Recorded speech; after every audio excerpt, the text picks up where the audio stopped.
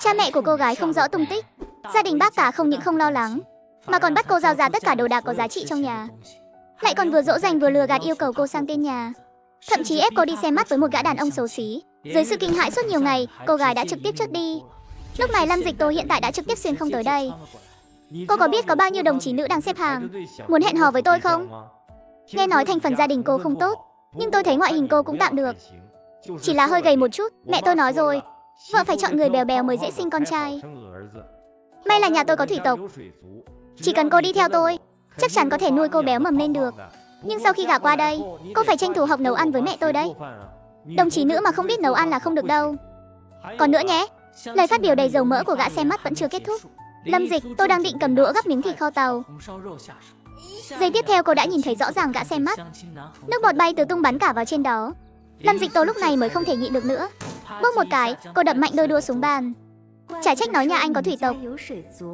Nhìn xem anh dầu mỡ đến mức nào. Nước bọt của anh mà gom lại thì đủ để xào rau cho cả nhà rồi đấy. Có nhiều đồng chí nữ xếp hàng tìm anh hẹn hò thế cơ à? Thế sao anh vẫn còn e thế này? Chắc không phải đều xếp hàng trong mơ của anh đấy chứ? Mẹ anh chỉ nói phụ nữ béo mới dễ sinh con trai, mà không nghĩ đến việc đưa anh đi bệnh viện kiểm tra à? Sinh con trai hay con gái là do đồng chí nữ quyết định được sao? Vì sự tồn tại của anh mà mức trung bình của toàn nhân loại, chỉ số X đã bị kéo thấp xuống một đoạn dài. Lúc nhân loại tiến hóa, sao lại bỏ sót mỗi mình anh vậy? Lời của Lâm Dịch Tô vừa dứt, những người xem náo nhiệt xung quanh không thể nhịn được nữa. Tiếng cười lớn vang tận nóc nhà. Ngồi ở bàn phía sau bên cạnh cô, người đàn ông mặc quân phục màu xanh cũng không nhịn được, bật cười thành tiếng. Chưa có đồng chí nữ nào dám nói chuyện với tôi như thế. Chưa chọc tôi rồi mà còn muốn chạy sao? Ngoan ngoãn quỳ xuống cho tao. Quỳ xuống xin lỗi, nếu không thì đừng hòng tao cưới cô. Hắn giơ cao cái tát, định giáng thẳng vào mặt Lâm Dịch Tô. Con gái của một tên trí thức tôi mà cũng dám ngang ngược với tao sao?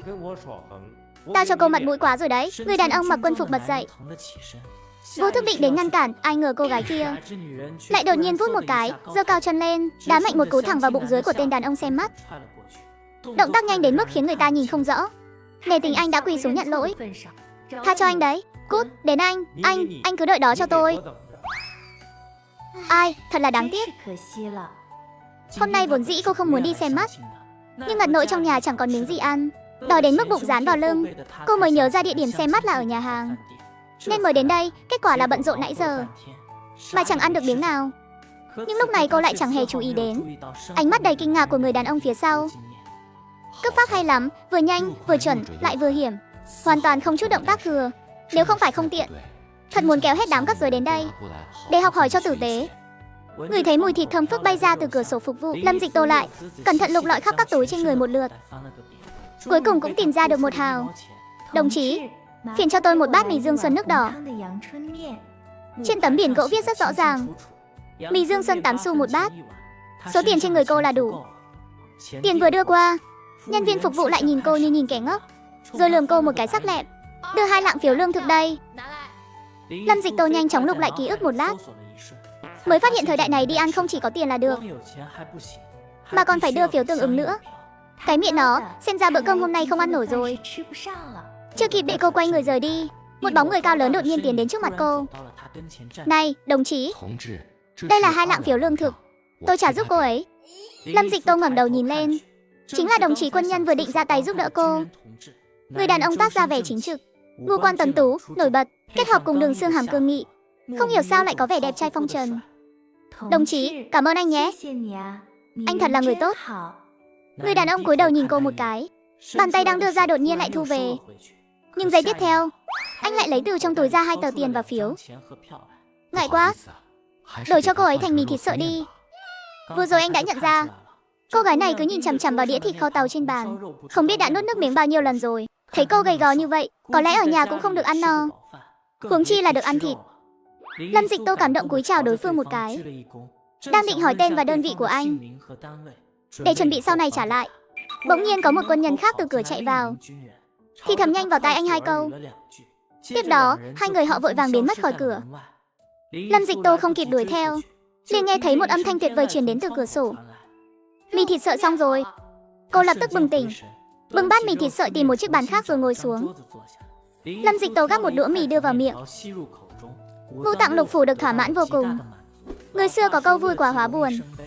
Khi cô vừa ăn vừa sắp xếp lại ký ức trong đầu, bát mì trong miệng đột nhiên chẳng còn thấy ngon nữa. Cha mẹ của nguyên chủ là nhân viên nghiên cứu khoa học cao cấp, đã mất tích bí ẩn 1 tháng trước, đến nay vẫn bặt vô âm tín. Hiện tại các phong trào đang diễn ra rất gay gắt. Hàng xóm láng giềng bàn tán xôn xao. Có người nói họ trốn về nông thôn để tránh bị kiểm tra, có người lại bảo họ đã bị bắt về, sắp sửa bị đem ra đấu tố công khai. Ông bà nội của nguyên chủ đã mất từ lâu.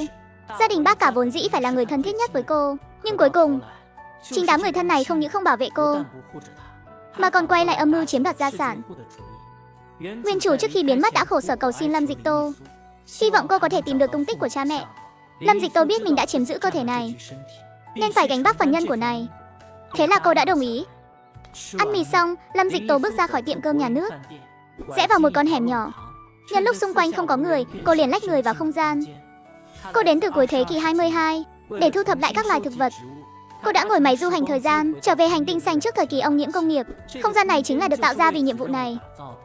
Trong đó có vùng đất đen với độ phì nhiêu cực cao, có thể thúc đẩy cây trồng sinh trưởng nhanh chóng, cùng nước suối linh thiêng để chữa bệnh trị thương. Ngoài ra, trong không gian còn có cả khu sinh hoạt. Sau khi không gian được kích hoạt, cô chỉ có 10 năm để hoàn thành nhiệm vụ. Sau 10 năm cô sẽ phải quay trở về. Nếu cô gặp bất trắc hoặc từ chối nhiệm vụ, thì không gian sẽ tự động quay trở về. Lâm Dịch Tô uống một ly nước suối linh thiêng, rồi quay người rời khỏi không gian, chuẩn bị đến nhà bác cả để thám thính tình hình. Đúng vào giờ cơm trưa, 6 người nhà bác cả đang quây quần ăn cơm. Trên bàn bày món thịt viên kho tàu, cười nói vui vẻ. Từ khi nguyên chủ nộp hết tiền bạc lương thực, ngày thường chỉ được ăn cháo loãng với dưa muối. Hôm nay cô không có nhà bác cả lại ăn uống thịnh soạn vô cùng. Thấy cô trở về, sắc mặt mấy người họ thoáng hiện lên vẻ mất tự nhiên trong chốc lát. Tô Tô, sao cháu lại về sớm thế này? Cái cậu Phan Chí Cường đó điều kiện khá tốt đúng không? Sao cháu không ở lại trò chuyện với người ta lâu thêm chút nữa? Chị Tô Tô, bố của anh Phan Chí Cường là chủ nhiệm phân xưởng nhà máy đồ hộp đấy. Chẳng tìm đâu được nơi có điều kiện tốt hơn anh ấy đâu. Nếu không phải nhờ bọn em hết lời khuyên nhủ, thì người ta còn chẳng thèm đi xem mất đâu đấy. Vậy sao? Điều kiện tốt như thế sao em không giữ lại cho mình đi? Chẳng phải bây giờ chị Tô Tô đang vội gả đi sao? Chúng ta đều là người một nhà, tất nhiên là phải ưu tiên cho chị Tô Tô trước rồi. Thật khó cho em khi cứ phải lo nghĩ cho chị như vậy. Tiếc là người này chị không ưng. Cô cứ tự giữ lấy cho mình đi. Nói rồi cô liền đi vào bếp để xới cơm cho mình. Sao cháu có thể không ưng được chứ? Bác đã nói khéo với bên kia rồi. Sáng sớm mai nhà họ Phan sẽ đến đón cháu về bên đó. Ngày mai đám cưới này nhất định phải cử hành. Ý của bác là nếu không kết hôn thì sẽ có người đến bắt cháu đi lao động đấy. Bác là đang muốn tốt cho cháu thôi. Cái con bé này hôm nay không biết bị làm sao nữa. Nhìn nó một cái thôi cũng thấy lạnh cả người. Lâm Dịch Tô không thèm đếm xỉa đến bà ta. Cô đi tới bàn ăn và bắt đầu gắp thức ăn cho mình. Nào là thịt viên hầm, cà tím và đậu phụ mỗi thứ vài thìa, rồi cả tôm luộc nữa. Cô trực tiếp bưng đĩa trút hết vào hộp cơm, cho đến khi hộp cơm đầy ắp sắp tràn ra. Lúc này cô mới dừng tay. Bác gái cả Lý Tú Cầm nhìn thấy mà mí mắt giật liên hồi. Cái con danh này, ngươi là ma đói đầu thai à? Không phải vừa mới từ tiệm cơm quốc doanh về sao? Hôm nay chúng tôi không nấu phần cơm của mày.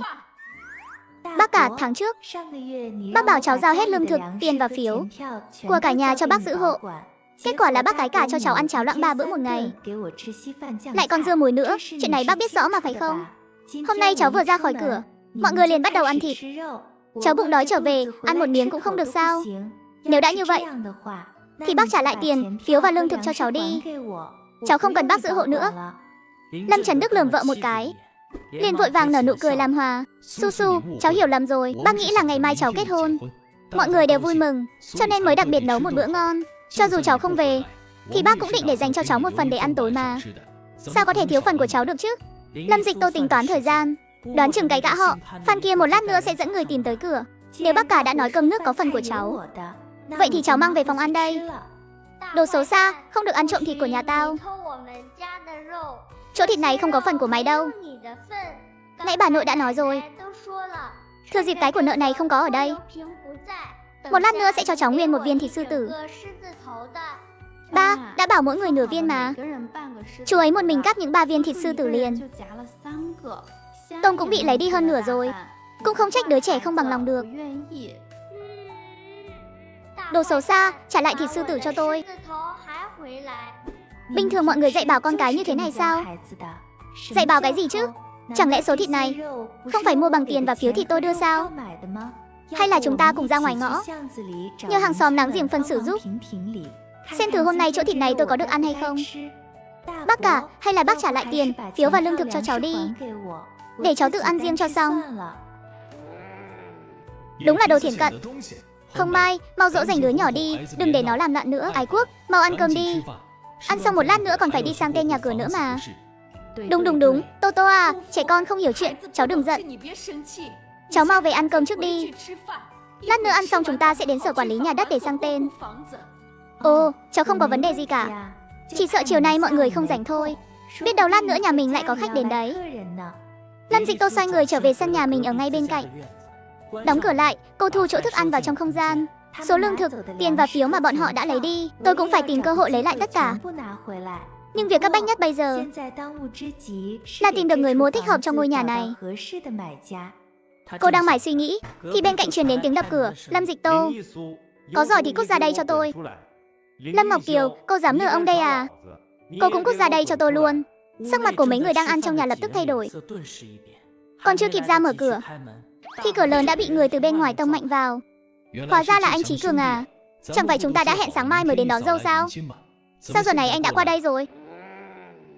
Ai bảo tôi đến đón dâu chứ? Lâm Dịch Tô đâu?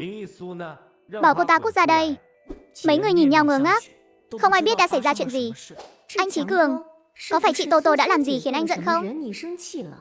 Anh đừng chấp nhặt với chị ấy làm gì.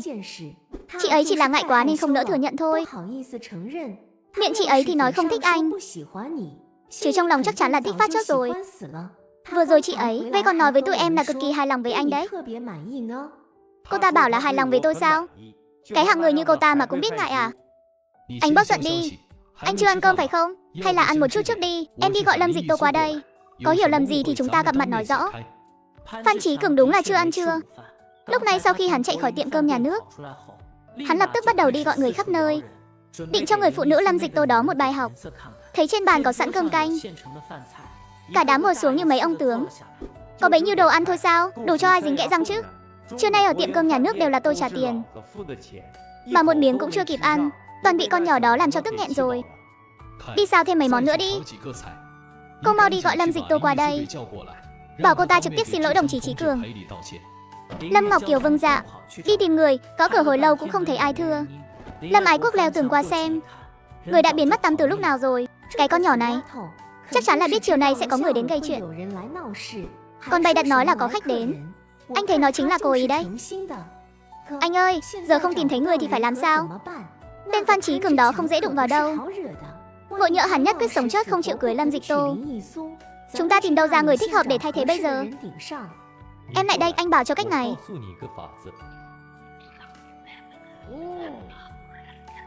Theo anh thấy, đã làm thì chi bằng làm cho nó triệt để luôn, cho bọn họ gạo nấu thành cơm.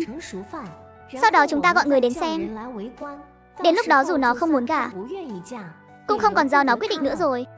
Hôm nay anh mới được biết thế nào là lông dạ đàn bà là thâm độc nhất. Vẫn là em thâm hiểm hơn. Hai anh em bàn bạc kế hoạch, lại đi ra ngoài ngõ mua thêm rượu ngon thịt tốt, quay về để trấn an Phan Chí Cường. Chị họ tôi không có ở nhà, chắc là biết đã lỡ chồng anh không vui, nên chột dạ trốn đi đâu rồi. Hay là thế này đi, tối mai chúng em sẽ chuẩn bị một bàn mồi ngon tại nhà. Anh Chí Cường, lúc đó anh lại sang nhé. Đến lúc đó chúng em nhất định sẽ bảo chị họ bồi tội với anh. Vừa nói xong lại âm thầm cúi đầu, nói nhỏ điều gì đó vào tai anh ta, khiến Phan Chí Cường bật cười ha hả. Được, cứ làm theo lời cô nói đi. Phan Chí Cường không biết tìm đâu ra 5-6 tên lưu manh đầu đường xó chợ. Mấy người bọn họ quậy cho nhà họ Lâm một trận ra trò. 2 tiếng sau, người nhà họ Lâm mới coi như tiễn được đám ôn thần sấy khướt này đi. Kiều, con xem con tìm cái loại người gì vậy hả? Loại người này mà dựa dẫm được sao? Nếu Phan Chí Cường thực sự là người tốt thì con đã chẳng chọn hắn ta. Phan Chí Cường tuy tính tình hơi tệ, nhưng Lâm Dịch Tô lại hiền lành mà. Chẳng phải là bù trừ cho nhau sao? Đợi Lâm Dịch Tô gả qua đó, đảm bảo sẽ bị hắn ta kìm kẹp chặt chẽ, cũng chẳng còn hơi sức đâu mà tới tìm chúng ta gây rắc rối. Lâm Ái Quốc gật đầu đồng ý, vội vàng kể lại kế hoạch mà hai anh em vừa bàn bạc xong. Đến lúc đó nếu bố không nỡ nhìn thì cứ cùng mẹ về phòng, chuyện còn lại cứ giao cho mấy người trẻ chúng con là được. Vợ chồng chú hai bây giờ chỉ là mất tích không rõ tung tích thôi. Nếu thực sự quay về mà biết chuyện này, liệu có tha cho tôi không? Với lại chuyện này mà đồn ra ngoài, người ta có phỉ nhổ vào mặt tôi không đây? Lần này cứ nghe theo hai đứa nhỏ đi. Nếu không phải tại nó không biết điều phối hợp, Chúng ta có đến mức phải làm thế này không? Hơn nữa chúng ta làm vậy cũng là đang giúp nó. Gia cảnh nhà Trí Cường tốt như vậy, gả qua đó nó sẽ được hưởng phúc đức vô tận. Hay, thôi được rồi, vậy đến lúc đó các con làm cho cẩn thận một chút. Tuyệt đối đừng để ai biết là do các con giở trò. Yên tâm đi, tuyệt đối không ai nghi ngờ đến chúng con đâu. Phía bên kia, Lâm Dịch Tô nhanh chóng sàng lọc trong đầu. Những người mua phù hợp. Nguyên chủ dạo gần đây toàn ăn cơm ở nhà bác cả. Nghe không ít lần anh họ Lâm Ái Quốc lại nhảy chuyện phân chia nhà cửa. Nghe nói nhà máy dệt bông của họ có một hao chủ nhiệm. Gần đây vì chuyện phân chia nhà cửa mà suýt nữa khiến hai vợ chồng ông ấy phải nhảy lầu. Nghĩ đến đây, chị bước nhanh về phía khu tập thể của nhà máy dệt bông. Người mở cửa là một người phụ nữ khoảng 50 tuổi. Trông dáng vẻ có lẽ chính là vợ của hao chủ nhiệm. Bác ơi, cho cháu hỏi đây có phải là nhà của hao chủ nhiệm không ạ? Cô bé, cháu tìm ai vậy? Bác ơi, cháu sống ở ngõ phố Thủy Nhai phía trước. Cháu là Lâm Dịch Tô, cháu có người anh họ tên là Lâm Ái Quốc. Chắc hẳn bác cũng từng nghe qua rồi chứ. Không lẽ cháu đến đây để giúp Lâm Ái Quốc nói về chuyện nhà cửa đấy chứ? Tôi đã nói bao nhiêu lần rồi. Nhà của nhà máy dệt bông không thuộc quyền quản lý của ông hàng nhà tôi. Các người tìm ông ấy cũng vô ích thôi. Ngay cả vấn đề của nhà mình ông ấy còn chẳng giải quyết được. Bác ơi, bác đừng vội đóng cửa à?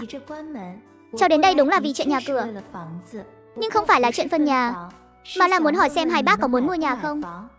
Mua nhà? Cô bé, cháu đừng có trêu chọc bà già này cho vui nhé. Bây giờ nhà ai mà chẳng thiếu chỗ ở. Lấy đâu ra nhà để bán chứ? Lâm Dịch Tô nhanh chóng nói rõ tình hình căn nhà của mình. Bác gái họ Hao vừa nghe vừa gật đầu. Hai nơi này cách nhau không xa. Lúc Lâm Ái Quốc kết hôn, bác ấy đã cùng chồng đến uống rượu mừng. Lúc đó nhìn thấy cái sân đó, bác ấy đã cực kỳ thích rồi. Cô bé, căn nhà tốt như vậy sao cháu lại muốn bán? Người lớn trong nhà cháu đâu rồi? Bác ơi, nói thật với bác nhé. Nếu căn nhà này còn không bán thì sẽ bị người ta cướp mất đấy ạ. Chị kể sơ qua chuyện Lâm Ái Quốc định chiếm đoạt nhà của mình cho bác ấy nghe. Không ngờ cái tên Lâm Ái Quốc này lại chẳng ra gì như vậy. Tiểu Lâm à, nó chỉ đang cố tình hù dọa cháu thôi. Cháu thử nghĩ xem, nếu căn nhà này thực sự có vấn đề thì làm sao để yên được đến tận bây giờ? Bác ơi, cháu thấy bác nói rất có lý ạ. Cháu cũng thấy vậy. Chắc chắn bố mẹ cháu đã gặp nguy hiểm ở nơi khác rồi. Vì vậy cháu định bán nhà để đi tìm họ. Tiểu Lâm, cháu cứ ăn táo rồi đợi ở đây một lát nhé. Bây giờ bác ra nhà máy gọi ông nhà về ngay. Cháu tuyệt đối đừng đi đấy. Đợi bác nhé. Lâm Dịch Tô gặm xong của táo. Cô tiện tay đem lõi táo còn lại trồng vào nông trường không gian. Lại tưới thêm một ít nước linh tuyền. Có đất siêu cấp và nước linh tuyền. Thời gian 1 tháng bên ngoài, ở đây chỉ cần 1 ngày. Cô vừa tưới nước xong, lại ngoan ngoãn ngồi vào chỗ cũ. Đồng chí Tiểu Lâm, cháu xác định đã suy nghĩ kỹ về việc bán nhà chưa? Cháu định bán bao nhiêu tiền? Hao chủ nhiệm, cháu nghĩ kỹ rồi ạ. Cả căn nhà và đồ đạc bên trong tổng cộng là 1.000 đồng. Nếu tiền bạc nhất thời không đủ, đưa thêm một ít tem phiếu cũng được ạ. Tiểu Lâm, cháu cứ ngồi đi, để hai bác bàn bạc chút. Nói đoạn, hai người đi vào trong, thì thầm bàn bạc với nhau. Nhà họ Hao có 6 người, 5 người đang đi làm nhận lương. Chỉ có Hao Thẩm lo liệu việc nhà. Dưới sự tính toán kỹ lưỡng của bà, những năm qua gia đình cũng tiết kiệm được khá nhiều tiền. Vấn đề nhà ở của 3 đứa con trai hiện tại như hòn đá lớn đè nặng trong lòng. Nếu có thể mua được sân vườn nhà họ Lâm, vấn đề nhà ở của cả gia đình sẽ được giải quyết dễ dàng. Một lát sau, hai người đã đưa ra quyết định. Tiểu Lâm, hai bác đã bàn bạc xong rồi, giá cả cứ tính là 1.000 đồng. Bọn bác sẽ cố gắng gom góp. Nếu thật sự không đủ, thì sẽ đưa thêm ít tem phiếu bù vào cho cháu. Đúng rồi, cháu định khi nào thì cần tiền. Hao Thúc, Hao Thẩm, hai bác xem sáng mai có được không ạ? Nếu được, sáng mai cháu sẽ mang giấy tờ nhà qua làm thủ tục luôn ạ. Vậy thì sáng mai nhé. Giá cả đã thỏa thuận xong, trên mặt Lâm Dịch Tô lộ ra vẻ khó xử. Chủ nhiệm Hào, không giấu gì bác. Anh họ Lâm Ái Quốc của cháu cứ nhìn chằm chằm vào ngôi nhà này. Nếu đường đột đưa các bác về xem nhà, em là sẽ đánh động đến anh ta ngay. Cháu đang nghĩ, liệu chúng ta có thể âm thầm làm thủ tục sang tên trước không? Đợi sau khi cháu thu dọn ổn định và rời đi, cháu sẽ giao lại chìa khóa cho các bác. Nếu các bác thực sự không yên tâm mà muốn xem nhà, buổi tối chúng ta tìm một cái cớ, âm thầm vào xem một lát cũng được. Không cần phiền phức thế đâu.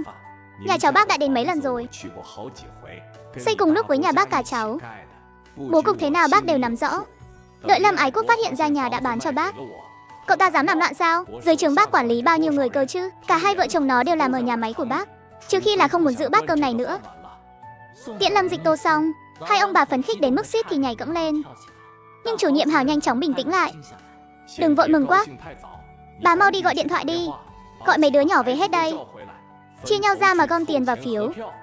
Còn ông thì sao? Tôi ra ngoài đi dạo chút. Âm thầm nghe ngóng tình hình nhà họ Lâm xem sao. Dù sao cũng phải xác minh cho rõ. Không thể chỉ nghe lời phiến diện từ một phía đứa trẻ được. Lâm Dịch Tô ra khỏi cổng khu tập thể nhà máy dệt bông, liền đi thẳng về nhà. Lúc sắp về đến nhà, ở cổng có một cậu bé tầm 7-8 tuổi đang ngồi xổm. Chị Tô Tô, em vẫn luôn canh chừng giúp chị đấy.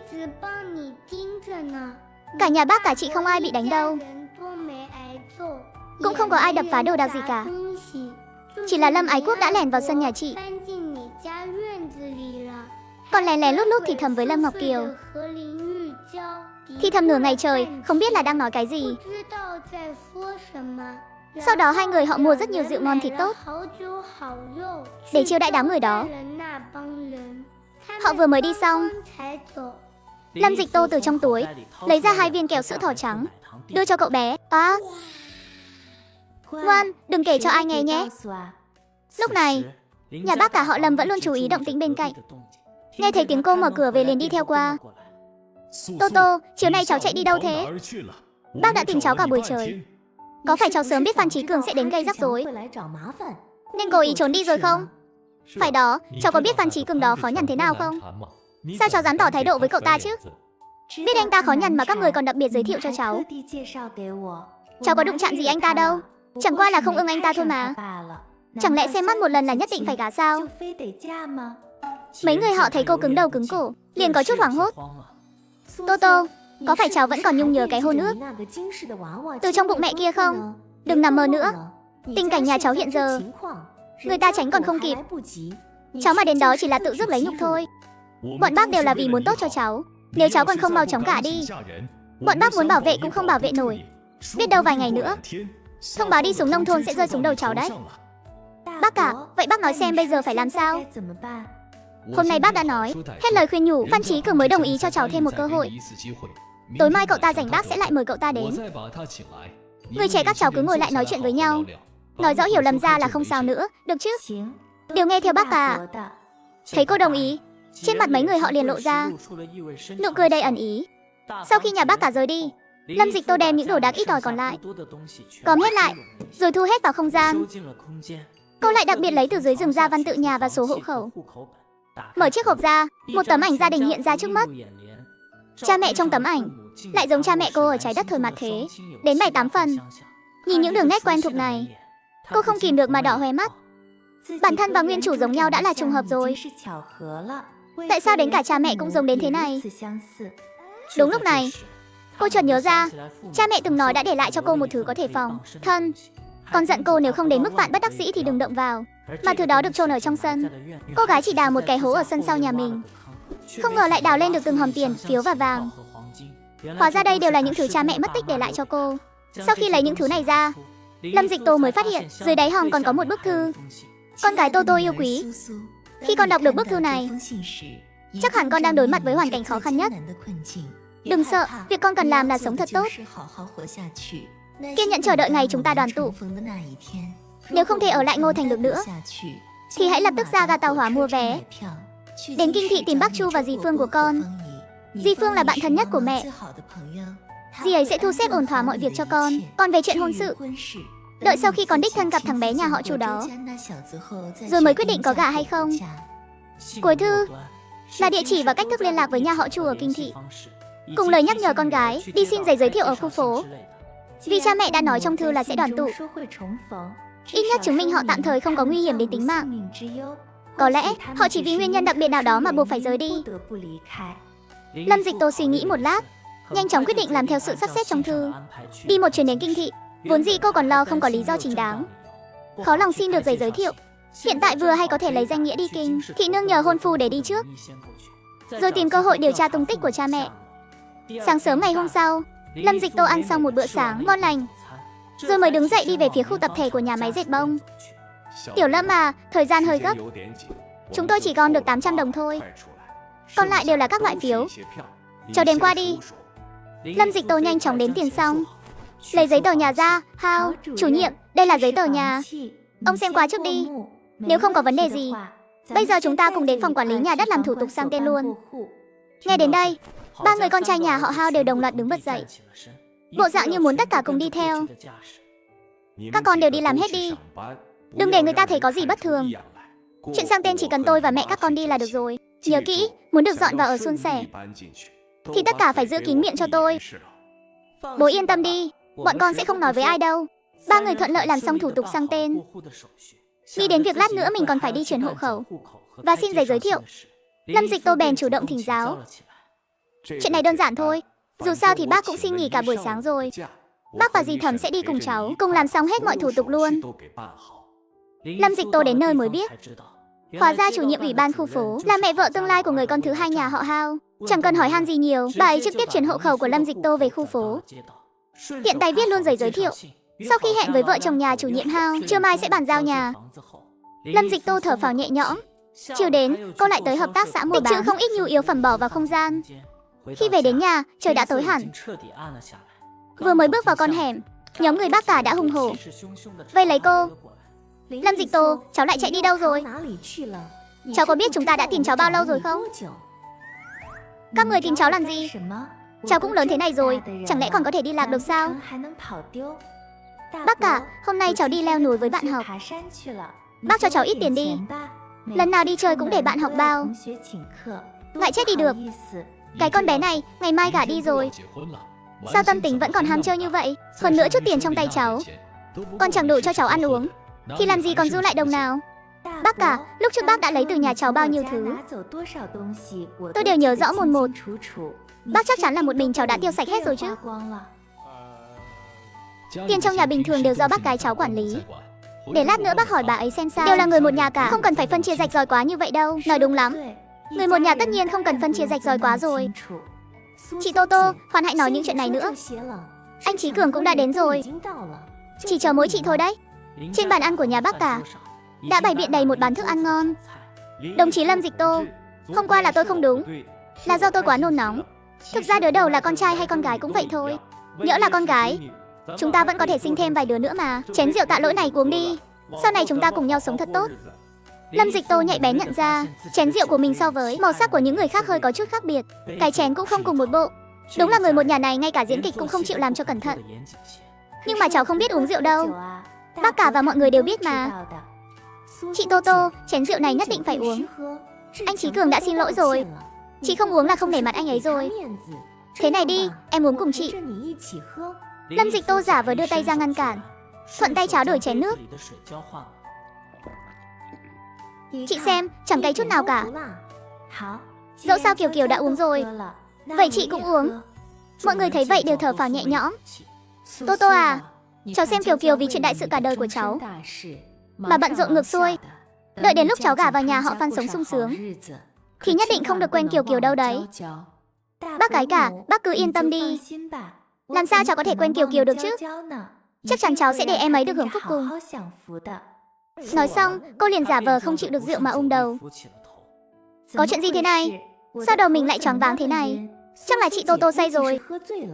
Để em đưa chị ấy về nghỉ ngơi trước. Sau khi đỡ người lên giường nằm, Lâm Ngọc Kiều còn chu đáo đắp chăn cho cô. Chị Tô Tô, chị cứ yên tâm ngủ đi, lát nữa em sẽ đóng cửa giúp chị. Cho người đó rời đi. Lâm Dịch Tô lập tức từ trên giường ngồi dậy. Nghe thấy cuộc đối thoại của mẹ con họ truyền vào từ trong sân. Kiều Kiều, nó đã ngủ chết chưa? Sao tác dụng của thuốc lại phát huy nhanh thế? Yên tâm đi anh, giờ chị ta chỉ đang say thôi. Tác dụng của thuốc còn phải đợi một lát nữa. Đợi đến tối nay việc xong xuôi, ngày mai dù chị ta có đồng ý hay không cũng phải gả đi. Đợi chị ta kết hôn xong, em sẽ đến kinh thành tìm nhà họ Chu, để họ phải công nhận người con dâu là em đây, biết chưa? Mau về thôi, cửa chính cứ để khép hở thế này. Thấy vậy, Lâm Dịch Tô tiếp tục nằm lại trên giường, nhắm mắt giả vờ ngủ, lặng lẽ nghe tiếng bước chân từ xa lại gần tiến về phía cô. Con danh này, vừa rồi còn giả vờ thanh cao với tao, để xem lát nữa tao xử lý mày thế nào. Qua đêm nay, cô sẽ là người của tôi. Lão tử bảo cô đi hướng đông, thì cô không được phép đi hướng tây. Gã nhẹ nhàng kéo chăn ra, nào ngờ tay vừa chạm vào góc chăn, Lâm Dịch Tô đột nhiên mở mắt, nở một nụ cười với gã. Ái cha, muốn hạ thuốc để cướp đi vị hôn phu quân nhân của cô gái. Cô gái trở tay đánh ngất cả tôi, rồi nhét cả vào trong chăn. Nhìn hai kẻ ở trong chăn, Lâm Dịch Tô nổi hết cả da gà, nhanh chóng đóng cửa lại rồi đi ra. Cô nhanh chóng dùng chiếc khăn đã tẩm thuốc mê đánh gục cả nhà bác cả, bắt đầu lục soát. Nhìn quanh một vòng, ánh mắt cô dừng lại trên hai chiếc giường gỗ đã khóa kỹ. Đã khóa lại thế này thì đồ bên trong chắc chắn là rất đáng giá. Cô dễ dàng cậy mở chiếc dương ra. Trong chiếc dương trên cùng là bột sữa lúa mạch, thịt đóng hộp, kẹo sữa thỏ trắng, bánh quy đường đỏ, bánh quy đào, rượu trắng. Thuốc lá nằm trong hòm gỗ thứ hai. Đó chính là 2.000 tệ mà nguyên chủ bị gia đình bác cả vơ vét mất, cùng một sấp tem phiếu dày cộp. Còn dưới đáy hòm còn có một chiếc vòng tay phỉ thúy, là một đôi với chiếc trên tay chị Đường. Lâm Dịch Tô chợt nhớ ra, bà nội từng nói đã mất một đôi vòng tay hồi môn. Đáng lẽ hai người con dâu mỗi người một chiếc. Ngoài chiếc vòng tay, còn có một hòm trang sức vàng bạc và đồ cổ, tranh chữ. Năm đó ông bà nội chôn dưới nền nhà cũ, nhưng lúc chia ra tài đào móng lại không cánh mà bay. Cô thu hai chiếc hòm vào không gian, rồi lại cẩn thận gõ vào sàn nhà và vách tường. Quả nhiên có một tấm ván sàn phát ra tiếng rỗng. Cô cậy ra xem thử.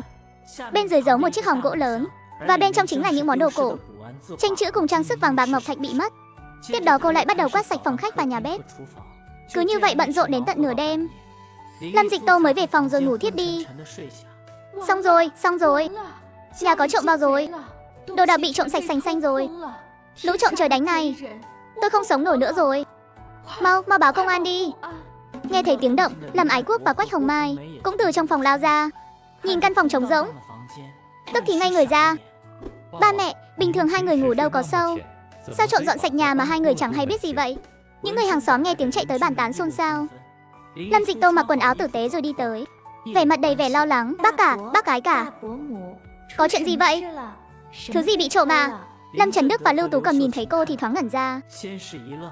Ngay sau đó, một dự cảm chẳng lành dâng lên trong lòng. Tô, sao cháu lại ở đây? Cháu vừa mới dậy thì nghe thấy tiếng khóc, nên vội chạy sang xem sao. Lời chưa dứt, từ căn phòng bên cạnh bỗng vang lên tiếng hét chói tai. Phan Chí Cường, anh đã làm gì tôi thế này?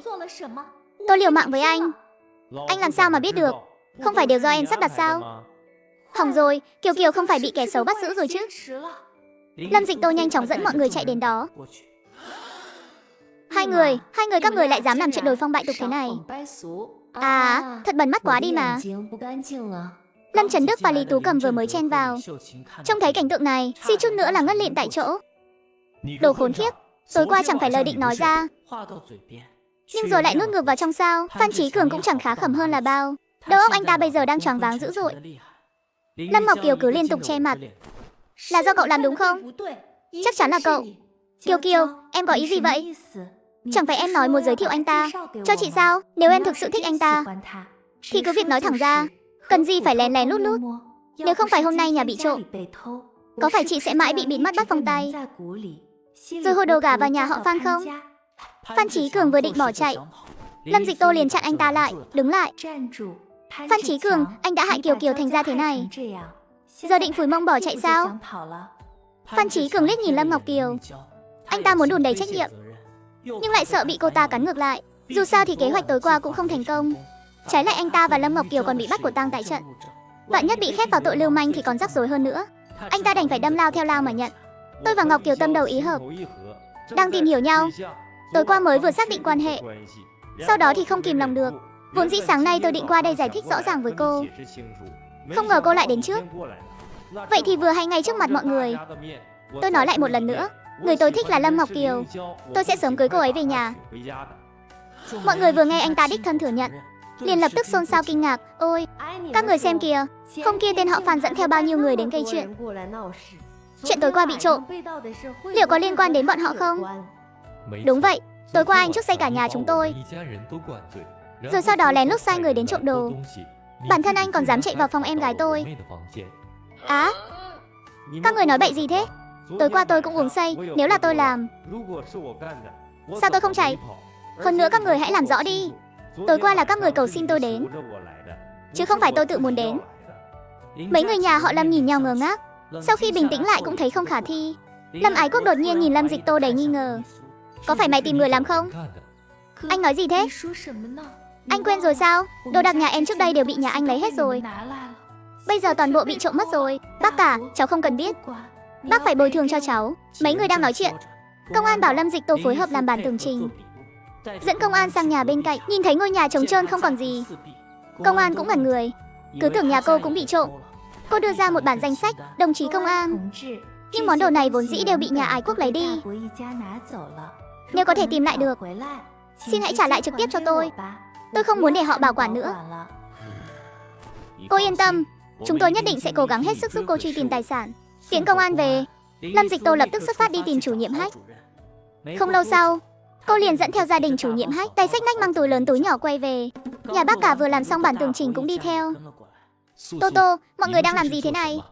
Bác cả, những thứ đáng giá đều bị bác lấy đi rồi. Giờ lại bị trộm mất.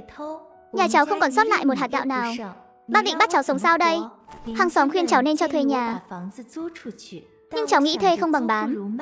Đành bán phát căn nhà cho Hào chủ nhiệm luôn. Có tiền rồi tôi sẽ đi tìm bố mẹ. Nói xong chị ấy liền lấy chìa khóa từ trong túi ra. Hào chủ nhiệm, căn nhà này đã sang tên xong rồi. Từ nay về sau nó là nhà của gia đình ông. Lâm Dịch Tô, căn nhà này đã nói là sang tên cho anh mà. Sao em có thể bán cho người ngoài? Mau đổi tên lại đi. Anh không đồng ý. Việc sang tên không tính. Đây là nhà của tôi. Tôi muốn bán cho ai là quyền của tôi. Các người hiện giờ có tiền mua không? Hay là muốn tôi biếu không? Hiện giờ tôi chẳng còn lấy một đồng. Đến cả căn nhà cuối cùng này các người cũng muốn cướp sao? Lâm Ái Quốc, anh liệu hồn mà cư xử cho đàng hoàng. Căn nhà thuộc quyền sở hữu của Lâm Dịch Tô. Cô ấy có quyền bán cho bất kỳ ai. Dưới sự răn đe của công an, gia đình bác cả không dám nói gì thêm nữa. Lâm Dịch Tô trực tiếp dẫn gia đình họ Hao vào trong nhà, giới thiệu qua tình hình chung của căn nhà. Nghe xong, gia đình họ Hao ai nấy đều hớn hở. Hao chủ nhiệm, nếu nhà không có vấn đề gì thì cháu xin phép đi đây. Cháu đã mua sẵn vé tàu chiều nay rồi, để hai đứa nó tiễn cháu ra ga tàu. Để tránh việc Lâm Ái Quốc gây rối, Lâm Dịch Tô cũng không khách sáo. Cảm ơn xong liền đi theo con thứ hai và thứ ba nhà họ Hao đi ra ngoài sân. Lâm Ái Quốc và Lâm Trấn Đức đang ngồi xổm ở đầu ngõ, vẫn không cam lòng. Em gái Tô Tô, em khoan hãy đi. Căn nhà này anh mua, anh bỏ tiền ra mua của em không được sao? Chúng ta đều là người một nhà.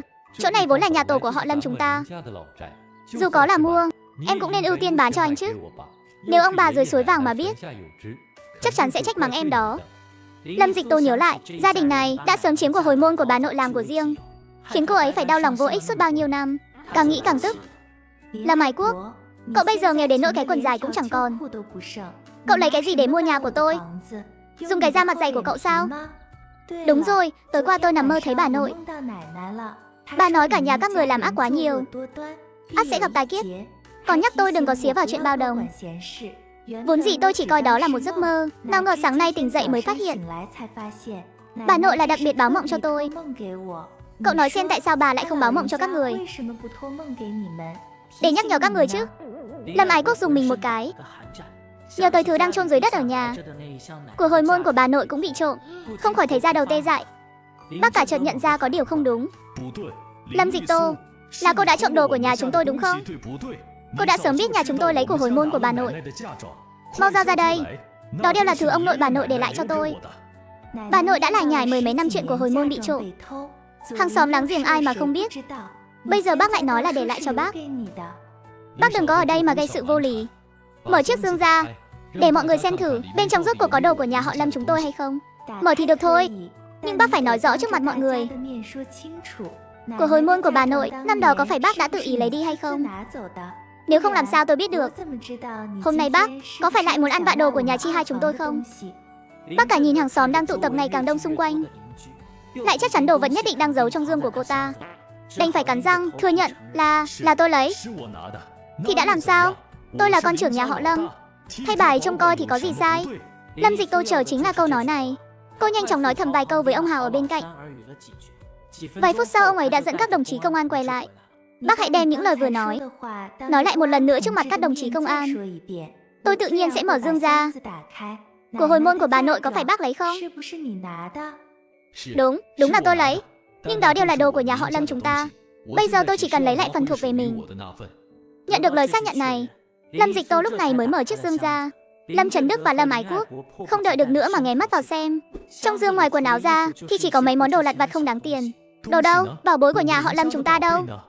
Lâm Dịch Tô không hề nao núng, lấy từ trong dương ra một tờ danh sách. Đồng chí công an, đây là danh sách của hồi môn năm xưa của bà nội cháu. Vừa rồi Lâm Trấn Đức đã tự miệng thừa nhận, nhưng món đồ này đều do ông ta tự ý lấy đi. Tuy hiện giờ không thấy đồ vật đâu, nhưng hành sáu trộm cắp của ông ta là bằng chứng xác thực. Lúc nãy khi mấy đồng chí công an điều tra hiện trường, đã phát hiện ra điểm bất thường. Dưới sàn phòng ngủ của Lâm Trấn Đức có một cái hố lớn hình vuông, vừa vặn để chứa một chiếc giường gỗ lớn. Nhưng người nhà họ Lâm chỉ nói đó là nơi để mấy món đồ lặt vặt không dùng tới. Không ngờ đó lại là những món bảo bối đáng tiền, không thể lưu hành, hơn nữa đều là đồ ông ta trộm được.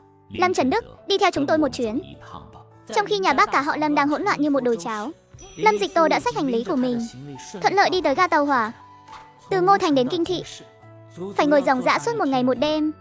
Lên xe cô mới phát hiện ra, xe lửa thời này không có chỗ ngồi cố định. Người chị bên cạnh ngồi ghế đôi, bên cạnh có một cô bé. Thấy Lâm Dịch Tô không có chỗ, chị ấy chủ động bế cô bé bên cạnh lên. Đồng chí, cô ngồi đây đi. Lâm Dịch Tô cúi đầu nhìn, cô bé khoảng chừng 6-7 tuổi, buộc hai bím tóc nhỏ bằng dây đỏ, đôi mắt to tròn long lanh chớp chớp, vô cùng đáng yêu. Chị ơi, chị ngồi đi. Cảm ơn em, hay là ba người mình ngồi trên chút nhé. May mà cả ba người đều khá gầy, nên ngồi cũng không thấy quá chật. Đồng chí, cô định đi đâu thế? Đi Kinh Thị, nghe nói cô ấy đi Kinh Thị. Đôi mắt của hai mẹ con đều sáng lên. Vậy thì đúng lúc quá, chúng tôi cũng đang quay lại Kinh Thị.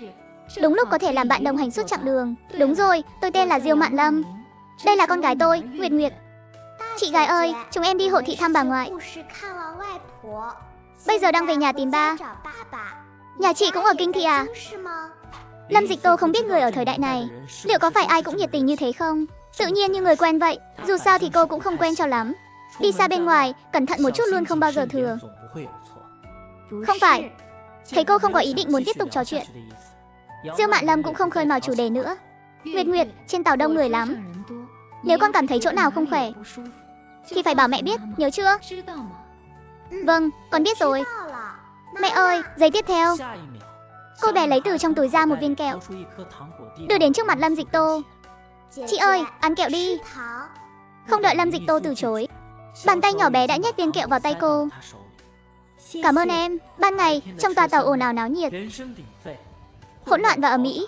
Cô dùng ý thức trở về không gian, sắp xếp lại các đồ đạc lặt vặt trong không gian một lượt, lại đi đến nông trang trồng trọt trong không gian. Trước đó cô đã tranh thủ rời những hoa cỏ cây cối từ trên núi vào đây. Hiện tại chúng đang phát triển rất tốt.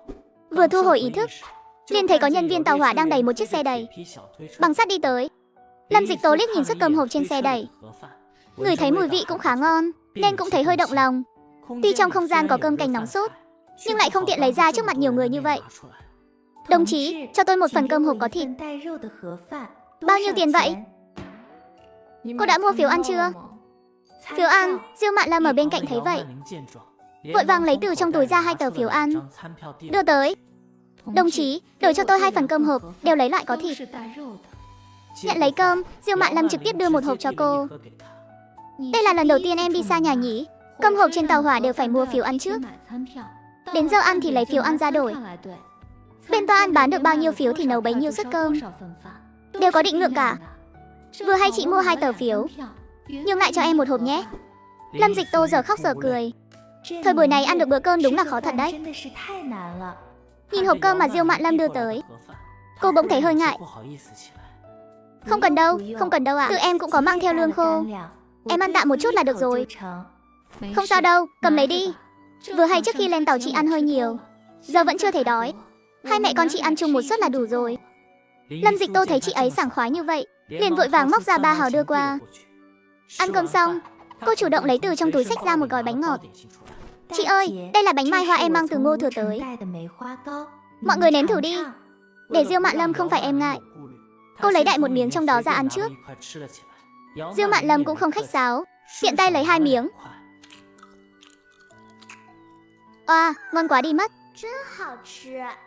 3 người đang ăn uống vui vẻ, thì người phụ nữ mắt tam giác ngồi đối diện không kìm được mà nuốt nước bọt. Cái bánh mai hoa này ngửi thôi đã thấy ngon rồi. Có thể cho tôi nếm thử một miếng được không? Lâm Dịch Tô nhanh nhẹn ăn nốt miếng bánh mai hoa cuối cùng, lúc này mới như sực nhận ra mà nhìn sang đối phương. Xin lỗi, bà vừa nói gì cơ? Người phụ nữ mắt tam giác đảo mắt một cái, quay mặt đi, rồi bắt đầu làm thân với hai mẹ con bên cạnh Lâm Dịch Tô. Tôi với nhà tôi đi kinh đô thăm họ hàng.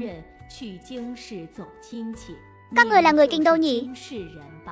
Trông đúng là người thành phố lớn có khác. Con bé nhà cô trông xinh xắn quá.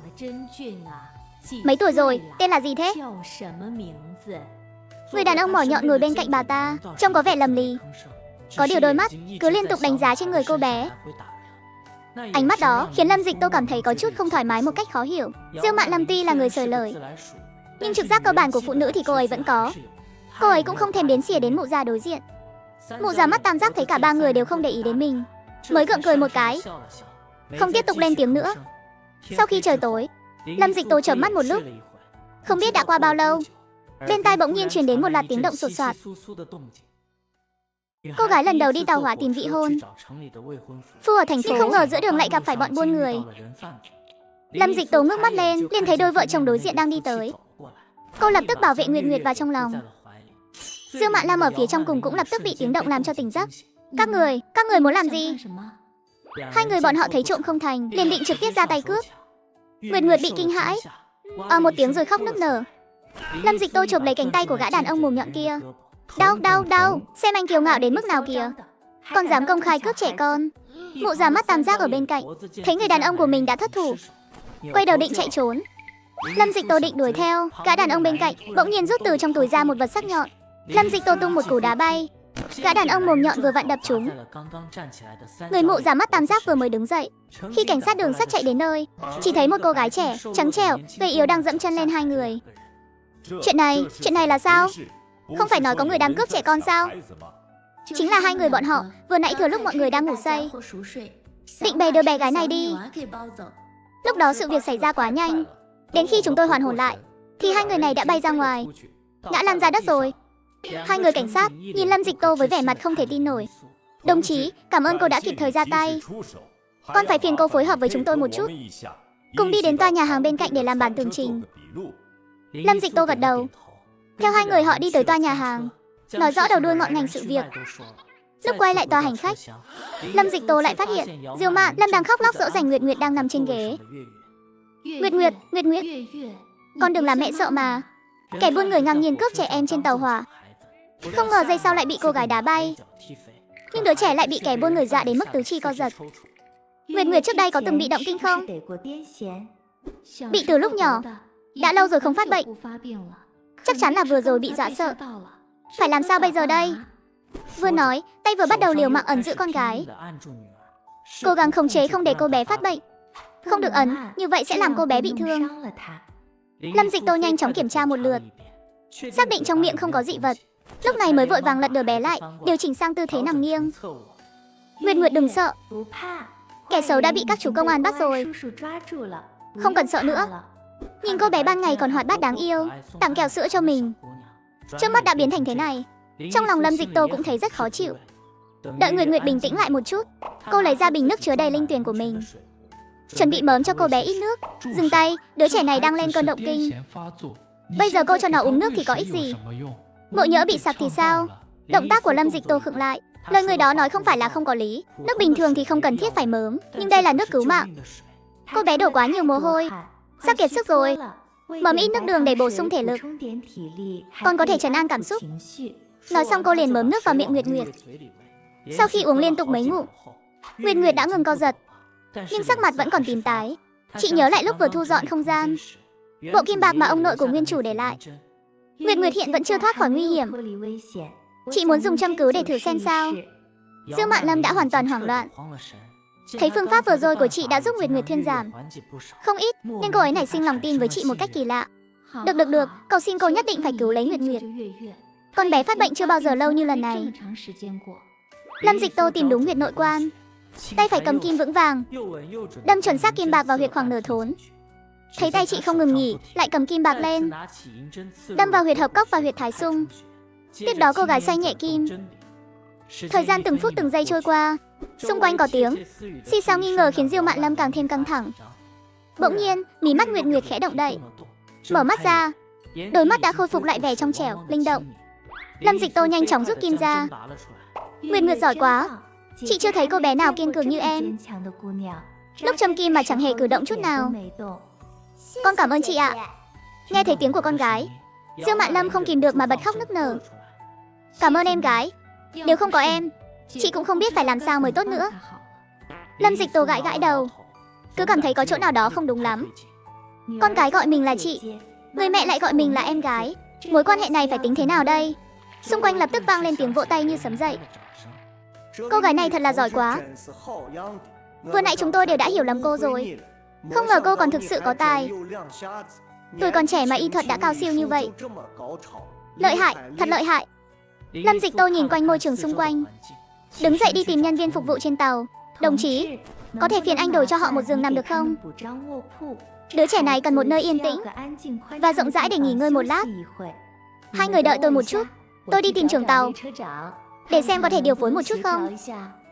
Không lâu sau đó, tiếp viên đã đưa trưởng tàu quay trở lại.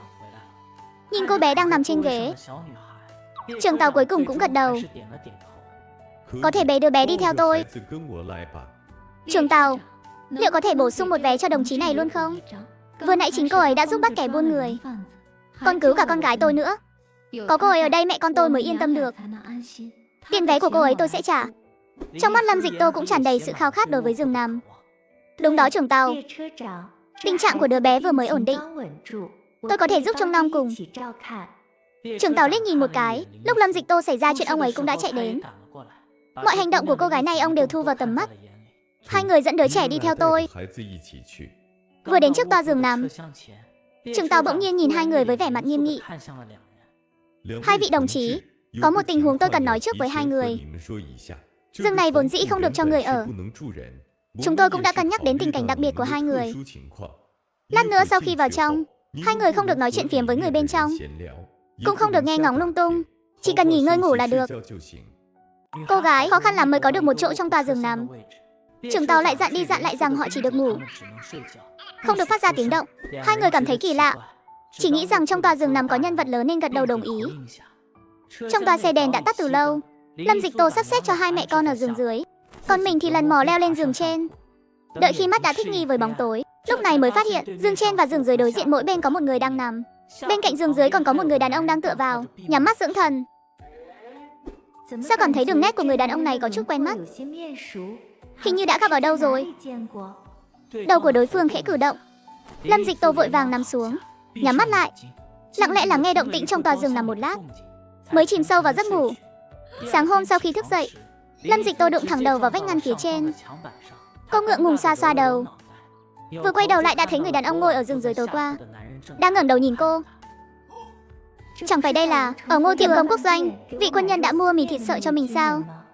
Đối phương khẽ gật đầu với cô, coi như là một lời chào. Lâm Dịch Tô nhớ lại lời dặn dò của trưởng tàu hôm qua, nên cũng im lặng. Người còn lại chính là vị quân nhân lần trước ở tiệm cơm Quốc Doanh đã gọi đồng chí mì thịt sợi đi. Người ở giường trên bị trùng bao tải lên đầu, nhưng Lâm Dịch Tô vẫn nhìn thấy trên cổ tay trái của hắn có một vệt màu đỏ, hóa ra là đang áp giải phạm nhân. Thảo nào, hôm qua trưởng tàu lại dặn dò chúng tôi nghiêm túc như vậy. Lâm Dịch Tô trực tiếp xuống giường, nói với Diêu Mạn Linh vài câu, rồi đứng dậy đi ra ngoài mua phiếu ăn sáng. Cậu ở đây canh nhé, tôi đi đến tòa nhà hàng một chuyến. Lâm Dịch Tô cất phiếu ăn xong định quay về, vừa xoay người đã gặp người đàn ông ở giường dưới lúc nãy. Đồng chí mì thịt sợi, không ngờ lại có thể gặp anh trên tàu hỏa. Ban đầu tôi còn tưởng mình nhận nhầm người rồi chứ. Tôi cũng không ngờ là anh. Lâm Dịch Tô chợt nhớ ra điều gì đó, vội vàng lấy từ trong túi ra 2 tờ tiền và phiếu lương thực. Đúng rồi, đây là số tiền và phiếu lương thực. Lần trước anh đã cho tôi mượn ở tiệm cơm Quốc Doanh. Không cần đâu, coi như tôi mời. Lâm Dịch Tô trực tiếp nhét tiền và phiếu vào tay anh ấy. Mượn tiền thì phải trả, đó là lẽ đương nhiên. Anh cầm lấy đi, tôi về trước đây. Rất nhanh, nhân viên tàu hỏa đã để xe nhỏ đến đưa bữa sáng. Lâm Dịch Tô vừa cầm một chiếc bánh bao lên, còn chưa kịp ăn đã nhận thấy có gì đó không ổn. Trong toa tàu đầy mùi thơm, lại lẫn một chút mùi hạnh nhân đắng. Đợi đã, đừng ăn vội. Cô gái cầm chiếc bánh bao trong tay vừa định ăn, nhưng đột nhiên ngửi thấy chiếc bánh bao tỏa ra mùi vị kỳ lạ. Đợi đã, đừng ăn vội. Lời còn chưa dứt, mấy người trong khoang tàu đều nhìn về phía anh ấy. Duy chỉ có tên nghi phạm đối diện là không có phản ứng, vẫn cứ ăn lấy ăn để. Vừa cắn bánh bao ra, mùi vị kỳ lạ đó càng lúc càng nồng nặc. Mau lên, cái bánh bao trong tay hắn có vấn đề. Chu Lập Xiên lập tức phản ứng lại. trực tiếp đánh rơi cái bánh bao trong tay hắn. Ngay sau đó đấm một cú vào bụng tên nghi phạm. Tên nghi phạm mẹ một tiếng, nâng cả miếng bánh bao vừa nuốt xuống ra ngoài. Lâm Dịch Tô thở phào nhẹ nhõm, đột nhiên quay đầu nhìn Diêu Mạn Lâm bên cạnh. Diêu Mạn Lâm thấy cảnh tượng này, vội vàng dắt Nguyệt Nguyệt đi ra ngoài. Lâm Dịch Tô kiểm tra mấy cái bánh bao, lại phát hiện chỉ có cái bánh ban nãy là có độc. Cái bánh bao vừa rồi dường như là do nhân viên phục vụ trên tàu đích thân đưa qua, là người đưa cơm ban nãy có vấn đề. Chu Lập Xiên sải bước lao ra khỏi cửa, một lát sau đã áp giải nhân viên kia quay lại. Cảm ơn cô, đến không có gì. Lâm Dịch Tô biết anh ấy cần tranh thủ thời gian thẩm vấn, nên tự giác đi ra ngoài. Người không sao chứ? Không sao, chắc là đã bắt được người rồi. Nguyệt Nguyệt đang nằm trong lòng mẹ ngủ say. Thấy đứa trẻ đã ngủ, Diêu Mạn Lâm lúc này mới hạ thấp giọng nói với Lâm Dịch Tô về bệnh tình của Nguyệt Nguyệt. Căn bệnh này của con bé là di chứng từ khi sinh ra. Năm đó tôi bị sinh non, băng huyết. Đứa nhỏ lúc sinh ra suýt nữa thì ngạt thở. Khó khăn là mới giữ được mạng. Cũng gần 2 năm rồi không phát tác. Vốn dĩ tôi cứ ngỡ đã khỏi hẳn rồi. Không ngờ, Lâm Dịch Tô nghe xong liền gật đầu. Tổn thương não do sinh non thường rất khó trị dứt điểm. Bởi vì các mô thần kinh bị tổn thương, không thể giống như vết thương tự lành mà hoàn toàn sửa chữa hay tái tạo được. Tuy nhiên, loại động kinh do yếu tố hậu thiên này, nếu phối hợp với việc điều trị bằng thuốc, sinh hoạt chú ý một chút, là có thể khống chế không để tái phát. Chị đừng quá lo lắng. Đến kinh thị rồi, hãy mau chóng đưa Nguyệt Nguyệt đến bệnh viện kiểm tra nhé.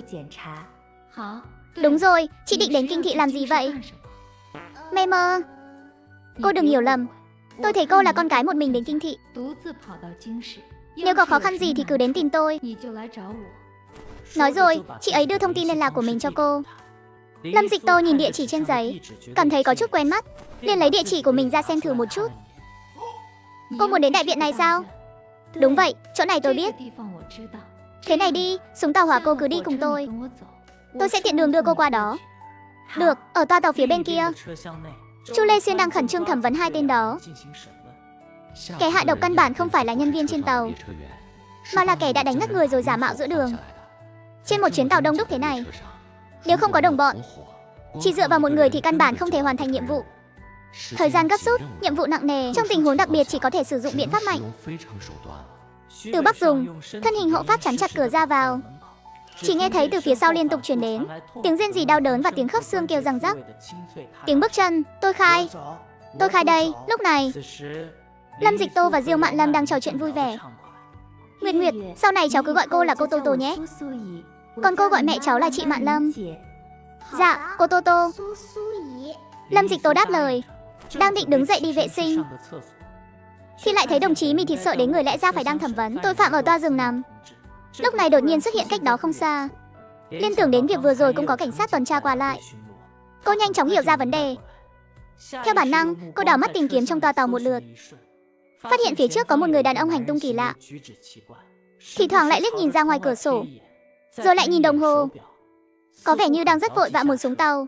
Vết chai ở kẽ ngón tay cái và các khớp ngón tay lộ rõ, kết hợp với khí chất và vóc dáng của hắn, có vẻ giống như một người có võ. Lâm Dịch Tô nhìn đồng chí mì thịt sợi đang tiến lại gần, trao cho anh ta một ánh mắt. Chu Lập Xiên nhanh chóng hiểu được ý của cô. Tàu hỏa sắp vào ga, người đàn ông cuối cùng cũng đứng dậy, nhưng phía trước đột nhiên xuất hiện một cảnh tượng. Hắn ta đột ngột quay đầu. Lâm Dịch Tô thấy hắn muốn chạy, trực tiếp đưa chân ra ngáng hắn một cái. Chu Lập Xiên trực tiếp tiến lên đè chặt người đó lại. Anh gật đầu với Lâm Dịch Tô, sau đó áp giải người đó đi. 4 giờ chiều, tàu hỏa cuối cùng cũng đến kinh thị. Các đồng chí bộ đội đến đón khi thấy cảnh này cũng được một phen kinh ngạc. Chẳng phải phó đoàn trưởng Chu nói chỉ có một người thôi sao? Sao đột nhiên lại thành 3 người thế này? Chu Lập Xiên liếc nhìn toa tàu một cái, về rồi nói sau, các cậu áp giải người lên xe trước đi, tôi qua ngay đây. Người đàn ông đang thực hiện nhiệm vụ, nhiều lần sơ suất đã được cô gái ra tay giúp đỡ, nhưng anh không biết cô gái trước mặt chính là vị hôn thê anh chưa từng gặp mặt. Đợi đến khi anh chạy ra sân ga tìm kiếm, người đã sớm không còn tăm hơi. Chu Lập Xiên bỗng thấy hơi hối hận. Hiện giờ anh thậm chí còn không biết tên đối phương, càng không nói đến địa chỉ nhà. Ở một diễn biến khác, Lâm Dịch Tô đã cùng Diêu Mạn Lâm ra khỏi ga tàu hỏa. Tô Tô, đây là em trai chị, Diêu Chí Viễn. Cô ấy vừa mới được điều đến kinh thị công tác vào năm ngoái. Chí Viễn, đây là cô em gái chị mới nhận trên tàu. Cô ấy tên là Lâm Dịch Tô. Lát nữa chúng ta đưa cô ấy đến đại viện khu quân đội trước. Đúng rồi, anh rể em đâu? Không phải đã hẹn là anh ấy đến đón chúng ta sao? Dư Chí Viễn cảnh giác quan sát Lâm Dịch Tô một lượt. Anh vốn dĩ đã lo lắng tính cách hay làm quen của chị mình sẽ chịu thiệt trên tàu. Đối với việc chị ấy nhận em gái trên tàu, lại càng không tán thành. Chẳng ngờ khi nhìn qua, lại là một cô em gái có dáng vẻ nhỏ nhắn xinh xắn. Những lời từ chối đã đến cửa miệng cũng không thể thốt ra. Anh rể hôm nay đột xuất có cuộc họp, nên gọi điện bảo em đến đón. Vừa hay trưởng đồn của chúng tôi ở ngay cạnh nghe thấy, sợ tôi không kịp, nên bảo tôi lái xe đưa đi, để tôi đưa mọi người về nhà. Đến cổng khu tập thể quân đội, Diêu Nàn Lâm dặn dò Lâm Dịch Tô vài câu. Lúc này xe mới từ từ chuyển bánh. Lâm Dịch Tô lấy thư giới thiệu của mình ra, trình bày mục đích đến đây. Hai người lính gác nhìn chằm chằm Lâm Dịch Tô, quan sát tỉ mỉ từ trên xuống dưới, xem đi xem lại bức thư giới thiệu. Lúc này mới xác định cô ấy đúng là đến tìm người nhà họ Chu. Và hơn nữa, cô ấy còn là vị hôn thê của Chu Lập Xuyên. Chu Lập Xuyên không phải đã được điều đến binh đoàn xây dựng vùng Đại Tây Bắc, đảm nhận chức vụ phó trung đoàn trưởng rồi sao? Đồng chí nữ này sao không đi thẳng đến Đại Tây Bắc, mà lại tìm đến tận đây? Hai người đang định gọi điện đến phòng trực nhà họ Chu, thì tình cờ gặp mẹ của Chu Lập Xuyên là Phương Mỹ Vân, đang đi làm về. Tô Tô, sao cháu lại đến đây? Bố mẹ cháu đâu? Thấy cô chỉ có một mình lẻ loi, Phương Mỹ Vân cũng chẳng kịp hỏi nhiều, nắm lấy tay cô dắt vào trong khu tập thể. Suốt dọc đường, Lâm Dịch Tô tò mò quan sát xung quanh. Trong khu tập thể quân đội đa số là nhà tập thể kiểu cũ, nhưng dì Phương lại dẫn cô đi thẳng đến trước một căn nhà nhỏ 2 tầng có sân. Vừa vào cửa, đã vội vàng kéo Lâm Dịch Tô lên tầng 2. Tô Tô, sao cháu lại đến đây một mình? Bố mẹ cháu đâu rồi? Lâm Dịch Tô cũng không giấu giếm, kể lại những chuyện đã xảy ra với gia đình trong thời gian qua, nói đúng sự thật cho bà nghe, đồng thời đưa cả bức thư cuối cùng mà bố mẹ để lại, cũng đưa cho bà xem. Di Phương, nhân viên khu phố cấp thư giới thiệu cho cháu nói là chỉ có thăm người thân trực hệ mới được coi là mục đích thăm thân chính đáng. Trường hợp của cháu chỉ có thể ghi là đến nương tựa vị hôn phu để bàn bạc chuyện làm thủ tục kết hôn, nếu không thì không cấp thư được. Nhưng lần này cháu đến đây không vì chuyện gì khác, mà là muốn nhờ dì và bác Chu xin hai người giúp cháu nghe ngóng tung tích của bố mẹ. Đứa trẻ ngốc này, vốn dĩ cháu đã là vị hôn thê của Lợi Xuyên rồi. Vốn dĩ bác và mẹ cháu đã hẹn với nhau rồi, đợi cháu đủ 18 tuổi thì qua đây gặp mặt Lợi Xuyên. Chỉ tiếc là không may. Đầu tiên là do bố mẹ cháu bận rộn công việc không đi được, sau đó Lợi Xuyên lại bị điều đến Đại Tây Bắc, thế nên mới trì hoãn đến tận bây giờ. Cháu đừng sợ, đến đây rồi thì cứ coi như về nhà mình vậy. Cháu cứ yên tâm ở lại đây trước đã. Lát nữa đợi bác Chu của cháu về, để bác ấy tìm cách hỏi thăm tung tích của bố mẹ cháu trước, rồi sau đó chúng ta hãy bàn bạc những chuyện tiếp theo. Lâm Dịch Tô gật đầu đồng ý. Việc cấp bách bây giờ vẫn là tìm thấy tung tích của bố mẹ trước. Vừa mới đến đã chủ động nói với người ta là muốn hủy hôn, thật sự rất bất lịch sự. Lúc này dưới lầu có tiếng động. Tố Tố, chắc chắn là bác Chu và ông bà nội đã về rồi. Lâm Dịch Tô lấy ra mấy món bánh kẹo đã mua trước đó. Phương Mỹ Vân hốc mắt nóng lên. Tính tình của ông nội Lợi Xuyên hơi nóng này. Bác Chu của cháu cũng thừa hưởng một chút.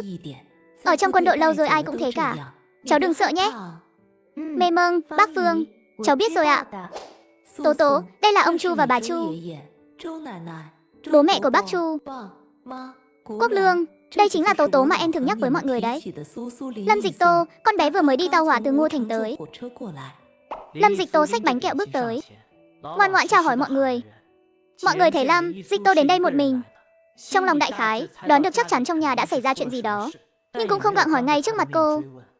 Chu Quốc Lương tiến lên nhận lấy bánh kẹo. Hóa ra là Tiểu Lâm đến à? Bao nhiêu năm không gặp, cháu đã lớn thế này rồi. Ông cụ ngồi trên xe lăn, vẻ mặt nghiêm nghị. Bà cụ thì lại tươi cười hớn hở.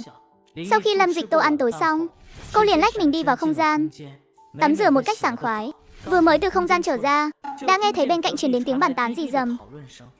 Cô gái lần đầu tiên qua đêm ở nhà vị hôn phu. Nửa đêm, phòng bên cạnh lại truyền đến tiếng thảo luận rầm rì của bố mẹ anh ấy. Mỹ Vân, tôi nhớ lúc trước cô và Huệ Lan chẳng phải đã bàn kỹ rồi sao?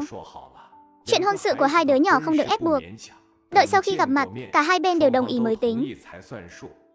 Bây giờ Lợi Xuyên không có ở đây, mà cứ trực tiếp quyết định như thế này, liệu có hơi quá nóng vội không? Nói thì không sai, nhưng hiện giờ vợ chồng Huệ Lan sống mất chưa rõ. Trong nhà chỉ còn lại mỗi mình con bé Tô Tô. Lợi Xuyên nhất định phải có trách nhiệm với con bé. Chẳng lẽ ông cũng thấy Tô Tô không xứng với Lợi Xuyên? Cái đó thì không phải, tôi chủ yếu là sợ Lợi Xuyên không đồng ý. Thằng nhóc đó có chủ kiến như thế nào? Chẳng lẽ bà còn không biết hay sao? Nếu nó mà chịu nghe lời chúng ta, thì đã không một thân một mình chạy đến vùng Đại Tây Bắc rồi. Ông đừng có quản nữa, phía Lợi Xuyên để tôi đi nói. Ông chỉ cần lo thuyết phục bố ông là được. Lâm Dịch Tô vốn dĩ đã không định thực sự kết hôn với người vị hôn phu. Chưa từng gặp mặt này, cô nghĩ ngợi một hồi, quyết định ngày mai vẫn nên tìm cơ hội để nói rõ ràng với Di Phương. Ai ngờ ngày hôm sau cô còn chưa kịp mở lời, Di Phương đã nóng lòng ở trước mặt cả nhà, cho cô một liều thuốc an thần. Tô Tô, con cứ yên tâm. Bác Chu của con lát nữa sẽ đi nhờ người nghe ngóng tung tích của bố mẹ con. Còn nữa, lát nữa ăn cơm xong bác sẽ gọi điện cho Lợi Xuyên, bảo nó nhanh chóng xin nghỉ về đây hoàn hôn với con. Cháo trong miệng Lâm Dịch Tô suýt chút nữa là phun ra ngoài. Lợi Xuyên không phải đang bận ở Đại Tây Bắc sao? Có cần phải gấp gáp gọi nó về như vậy không? Ông đừng có quản nữa. Hôm qua chẳng phải đã bàn kỹ rồi sao? Cứ gọi Lợi Xuyên về trước rồi tính sau. Con đừng để ý đến ông ấy, lớn tuổi rồi nên tính tình cũng nóng nảy theo.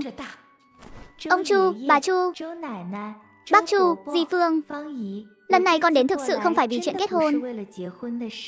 Con biết bây giờ không còn khuyến khích hôn nhân sắp đặt nữa. Hơn nữa con và anh Lợi Xuyên đều không hiểu rõ về nhau. Con bé này, cháu nói linh tinh gì thế? Chuyện này cháu đừng bận tâm, cứ yên tâm ở lại nhà là được rồi. Mấy người còn lại cũng không ngờ tới Lâm Dịch Tô lại đột nhiên lên tiếng, nói vậy chẳng lẽ là hôm qua đã làm cháu ấy sợ rồi sao? Phương Mỹ Vân đứng dậy định gọi điện đi vùng Đại Tây Bắc. Khó khăn lắm mới kết nối được, nhưng lại được thông báo là người đó không có ở Đại Tây Bắc, đã đi làm nhiệm vụ rồi. Đi làm nhiệm vụ ở đâu thế? Cái gì mà bảo mật không thể nói? Vậy phiền anh giúp liên lạc sớm một chút, để khi nào cậu ấy tiện thì mau gọi điện về nhà ngay. Tôi có việc gấp cần tìm cậu ấy. Lúc này sự chú ý của mọi người đều đổ dồn vào chiếc điện thoại trên tay Phương Mỹ Vân, mà không ai chú ý thấy có người mới đến. Bà cụ ơi, Cẩm Vi tới rồi này. Chu Cẩm Vi là con gái độc nhất của nhà bác cả họ Chu, là chị họ của Chu Lợi Xuyên, và cũng là một bác sĩ. Vì nhà ở gần nên thường xuyên ghé qua vào buổi sáng để kiểm tra sức khỏe cho ông cụ và bà cụ. Thím hai, Cẩm Vi tới rồi à? Đúng lúc lắm, để thím giới thiệu với cháu một chút. Đây là Lâm Dịch Tô đến từ Ngô Thành, là vị hôn thê của Lợi Xuyên. Chu Cẩm Vi vô thức nhíu mày. Rất nhiều năm trước, chị đã biết chú Lợi Xuyên có một hôn ước từ nhỏ như thế này, nhưng sau đó trong nhà hiếm khi nhắc lại. Chị cứ ngỡ là hôn sự này đã sớm hủy bỏ rồi. Chào đồng chí Lâm Dịch Tô, tôi là chị họ của Lợi Xuyên, Chu Cẩm Vi. Trước đây chưa từng nghe Lợi Xuyên nhắc đến cô, nên nhất thời tôi chưa kịp phản ứng. Cẩm Vi, cháu nói vậy là có ý gì? Cháu đừng có làm mọi chuyện rối thêm nữa. Đi, theo bà vào phòng xem giúp bà chút nào. Phương Mỹ Vân đang định an ủi Lâm Dịch Tô vài câu, không ngờ điện thoại bỗng nhiên đổ chuông. Nghe thấy giọng của con trai, Phương Mỹ Vân lập tức trở nên phấn chấn. Bà vội vàng nói chuyện Lâm Dịch Tô đã đến, cũng như ý định nhanh chóng sắp xếp hôn lễ của hai đứa. Bà bảo cậu ấy, con cũng không còn nhỏ nữa rồi, tranh thủ thời gian xin nghỉ phép quay về một chuyến đi, để chúng ta sớm lo liệu chuyện hôn sự của hai đứa. Trực tiếp vậy sao? Lúc này chú Lợi Xuyên còn sốc hơn cả cô. Mẹ, nhờ mẹ chuyển lời tới cô ấy, cuộc hôn nhân này con không thể chấp nhận được. Nếu mẹ thấy cô ấy đáng thương, có thể giúp cô ấy sắp xếp công việc ở đây. Về mặt kinh tế có thể cho cô ấy sự hỗ trợ, thậm chí nhận làm con nuôi cũng được. Cái cô ấy cần lúc này là sự giúp đỡ, chứ không phải hôn nhân. Phương Mỹ Vân bị nghẹn họng hồi lâu không nói nên lời. Lâm Dịch Tô thầm thở phào nhẹ nhõm. Chu Lợi Xuyên, là đàn ông thì con về đây nói cho rõ ràng. Dù thế nào đi nữa, hiện tại con bé vẫn là vị hôn thê của con. Hôn ước của hai đứa cũng đã duy trì được 20 năm rồi. Đầu dây bên kia, Chu Lợi Xuyên im lặng một lát rồi đồng ý. Được, hiện con đang ở ngoài ông Kim Thị. Tối mai xong việc con sẽ về. Lúc đó con sẽ trực tiếp nói rõ với cô ấy. Nhưng mẹ hãy chuẩn bị tâm lý đi. Dù sao đi nữa cuộc hôn nhân này con cũng sẽ hủy bỏ. Mẹ đừng có ép buộc, tránh việc trước mặt mọi người, khiến đồng chí nữ ấy phải khó xử, không còn mặt mũi nào. Phương Mỹ Vân nhịn cơn muốn chửi bới âm ĩ, rồi cúp điện thoại. Tô Tô, cháu đừng chấp cái thằng nhóc thối tha đó. Nó chỉ nói mồm vậy thôi. Nó đã đồng ý rồi. Tối mai sẽ về gặp cháu. Lúc đó hai đứa trẻ các cháu hãy nói chuyện tử tế với nhau. Lâm Dịch Tô đã nghe thấy rồi. Chu Lợi Xuyên nói là về để hủy hôn, nhưng cô cũng không thể làm dì Phương mất mặt trước đám đông. Dì Phương, cháu biết rồi ạ. Dì cũng đừng vội, đợi mai chúng cháu gặp nhau rồi tính tiếp. Trong phòng, Chu Cảnh Uy kiểm tra xong cho bà cụ, rồi dặn bà uống thuốc đúng giờ. Động tĩnh ngoài phòng khách cũng bị ông nghe thấy rõ mồn một. Phương Mỹ Vân vừa gọi điện cho con trai xong, ở bên kia, Chu Cảnh Uy cũng đã kiểm tra xong cho bà cụ rồi đi ra. Bây giờ là thời đại nào rồi? Trẻ con nhà bình thường đều biết, không nên chấp nhận hôn nhân sắp đặt. Sao gia đình chúng ta lại lạc hậu như vậy? Gia đình chúng ta thì sao? Chẳng phải cũng là gia đình bình thường thôi sao? Hơn nữa con bé đó cũng thật đáng thương. Cha mẹ gặp chuyện không rõ tung tích, người thân trong nhà lại còn bỏ đá xuống giếng. Lợi Xuyên có hôn ước với con bé, những lúc thế này phải giúp con bé một tay. Không rõ tung tích, hai vợ chồng nhà họ Lâm đều là trí thức, cao cấp đúng không? Hay là 8 phần là con bé này biết cha mẹ gặp chuyện, nên mới tìm mọi cách đến ép cưới để tự bảo vệ mình. Tương lai của Lợi Xuyên đang rộng mở, tuyệt đối không thể bị một gia đình như vậy kéo chân. Những lời này đã chạm đúng vào tâm can của ông cụ. Đợi Lợi Xuyên về, ông sẽ nói chuyện kỹ với nó. Được rồi, con mau đi làm đi, đừng có xen vào chuyện này nữa. Ông cụ nghe xong liền trừng mắt nhìn cô. Nhìn cái gì mà nhìn? Chẳng lẽ cái thân già này của ông còn định bắt nạt một con bé sao? Chuyện gì cũng đợi Lợi Xuyên về rồi tính. Ông tin là nó sẽ xử lý tốt thôi. Tạm gác chuyện cha mẹ con bé sang một bên, ông lại thấy con bé này khá được đấy. Chu Cảnh Uy ra phòng khách, chào hỏi vợ chồng Phương Mỹ Vân một tiếng. Chú hai, thím hai, không có việc gì thì cháu đi làm trước đây. Đúng rồi, lúc nãy Lợi Xuyên bảo mai sẽ về. Tối mai mọi người đều qua đây nhé. Tiện thể cả nhà chúng ta cùng ăn bữa cơm đoàn viên. Ông cũng muốn chính thức giới thiệu Toto với mọi người. Vừa đến bệnh viện, Chu Cảnh Uy đã gặp cô em chồng là Dương Phương Phương. Đây cũng là người mà cô ấy cảm thấy ưng ý nhất. Dương Phương Phương ra thế, ngoại hình, công việc đều tốt, lại hiểu rõ gốc các nhà nhau, còn thấm thích Chu Lợi Xuyên bao nhiêu năm nay. Nếu có thể gả vào nhà họ Chu, chẳng phải là thân càng thêm thân sao? Chị dâu, chị vừa từ nhà họ Chu qua à? Thím hai có nói gì không? Năm nay anh Lợi Xuyên có về ăn Tết không? Tối mai Lợi Xuyên sẽ về rồi. Thím hai vừa nãy bảo chị tối mai qua nhà ăn cơm. Thật à? Vậy ngày mai chị dâu có thể đưa em đi cùng không? Em là không được. Mai là tiệc gia đình, chị sợ không tiện lắm. Hơn nữa, thôi bỏ đi. Chị nói thật với em nhé, Lợi Xuyên về là để gặp vị hôn thê đã đính ước từ nhỏ của cậu. Ấy, thế gì mà vị hôn thê? Chẳng phải trước đó chị bảo đã hủy hôn rồi sao? Yên tâm đi, đó chỉ là một con bé quê mùa từ nơi hẻo lánh thôi. Giờ nó chẳng có gì trong tay cả, chỗ nào cũng không bằng em được. Thế này đi, đợi tối mai gặp Lợi Xuyên, chị sẽ thử nói với cậu ấy xem có thể sắp xếp cho hai đứa gặp nhau một lần không. Vâng, em biết là chị dâu tốt nhất mà. Chu Cảnh Uy vừa mới đến văn phòng thì nhận được điện thoại của Chu Lợi Xuyên. Cậu ấy vội vàng kể về chuyện của vị hôn thê. Chị Cảnh Uy, chị đừng nói như vậy. Chắc chắn là cô ấy đã gặp phải khó khăn không giải quyết được, nên mới một mình lặn lội đường xá xa xôi đến đây. Tối mai em sẽ tự mình nói rõ với cô ấy. Chuyện này chị đừng bận tâm thay em nữa. Coi như chị lo chuyện bao đồng rồi. Chị chỉ sợ em mùi lòng, nhất thời nể mặt không nỡ từ chối. Đã hứa rồi thì em tự biết chừng mực là được. Đúng rồi, em gọi cho chị có chuyện gì thế? Chu Lợi Xuyên vội vàng đem chuyện mình muốn nhờ chị ấy giúp tìm người nói hết ra. Hóa ra nãy giờ gọi điện là để cầu xin chị giúp việc à? Xem cái thái độ lúc nãy của em kìa. Nhưng mà em muốn hỏi thăm một bé gái 6-7 tuổi bị động kinh và gia đình con bé để làm gì? Tạm thời em chưa thể nói cho chị biết được, nhưng mà em có thể lấy thân phận quân nhân của mình ra đảm bảo tuyệt đối sẽ không làm chuyện gì xấu đâu. Được rồi, vậy để chị hỏi giúp em xem sao. Ở một phía khác, Phương Mỹ Vân dẫn Lâm Dịch. Tôi đi dạo trung tâm thương mại suốt cả buổi sáng, đang ăn trưa tại nhà hàng. Tố Tố, mau ăn lúc còn nóng đi con. Lâm Dịch tôi nhìn con vịt quay đang mỡ màng bóng loáng. Dì Phương nuốt nước bọt. Như thế này chúng ta ăn không hết đâu. Để cháu đóng một hộp lát nữa mang về. Tối nay để dành cho ông bà nội và bác Chu ăn nhé. Được, nghe theo cháu.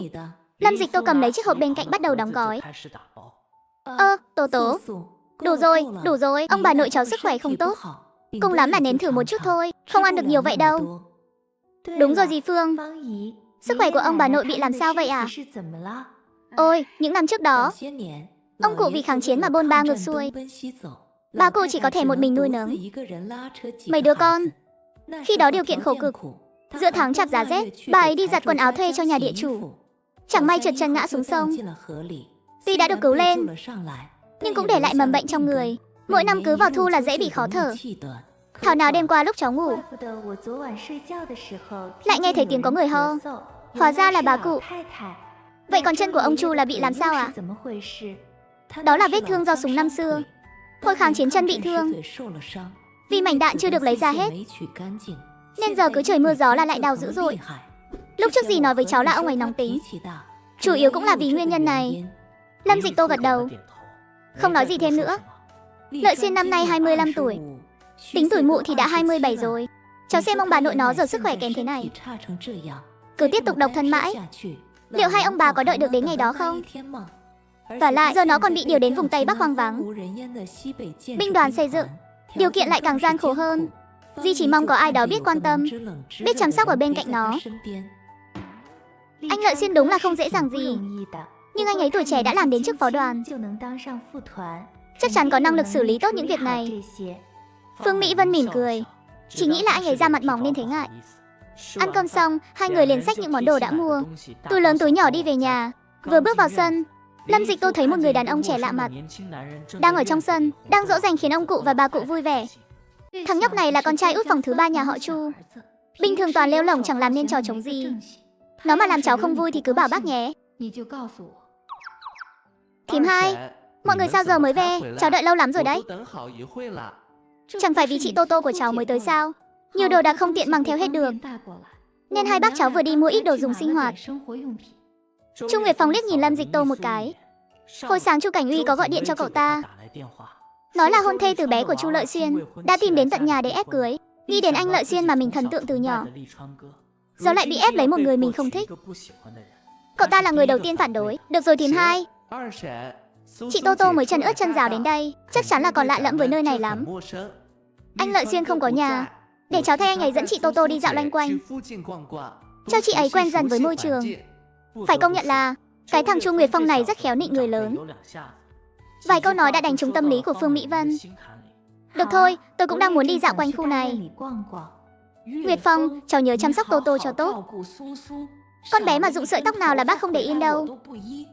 Bác yên tâm đi, bà nội, cháu nhất định sẽ chăm sóc chị Tô Tô thật tốt.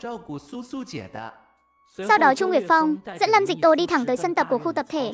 Giới thiệu với mọi người chút nhé, đây chính là người cùng anh Lợi Xuyên nhà tôi đính hôn từ nhỏ, Lâm Dịch Tô đó nha. Ông có chị dâu từ khi nào thế? Không phải là đang lừa bọn tôi đấy chứ? Mấy ông nói gì lạ thế? Người đang đứng lù lù ở đây rồi, tôi còn lừa mấy ông làm gì? Dù hiện tại anh tôi vẫn chưa gật đầu, nhưng chuyện tương lai ai mà biết trước được. Biết đâu sau này chị ấy thật sự thành chị dâu tôi. Lâm Dịch Tô đợi một lúc, chỉ toàn nghe mấy gã này bốc phét. Thấy chán nên cô đi loanh quanh gần đó, tiện tay thu thập vài loại thực vật vào nông trại không gian. Vừa định gọi Chu Nguyệt Phong đi về thì phát hiện cậu ta đang tác động vật lý với một đám người.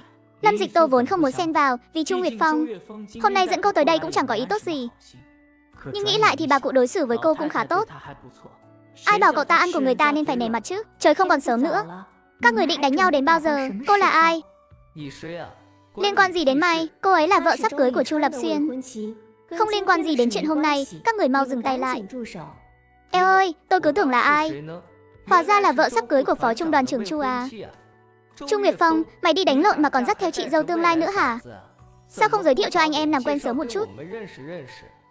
Chu Nguyệt Phong nhìn thấy cảnh này liền thấy không ổn. Không phải lúc nãy chị đi rồi sao? Còn quay lại đây làm gì? Mau về nhà đi. Gấp gáp về nhà làm gì? Thế này đi, để chị dâu của chú em chơi đùa với mấy anh chút coi. Nếu chơi vui thì hôm nay tha cho bọn mày. Các người, muốn chơi thế nào? Đối phương không ngờ Lâm Dịch Tô lại biết điều như vậy. Hắn đưa tay định nâng cầm cô lên. Còn chơi nữa không? Hắn vừa thừa lúc tôi không để ý mà đánh lén.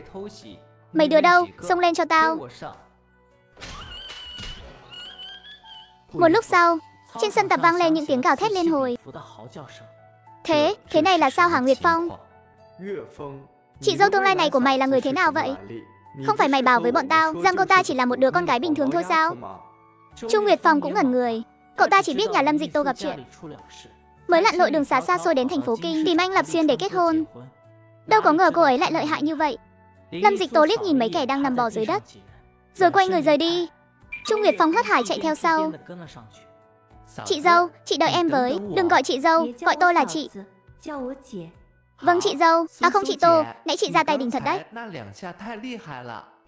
Tại sao chị lại đánh nhau với bọn họ vậy chị dâu?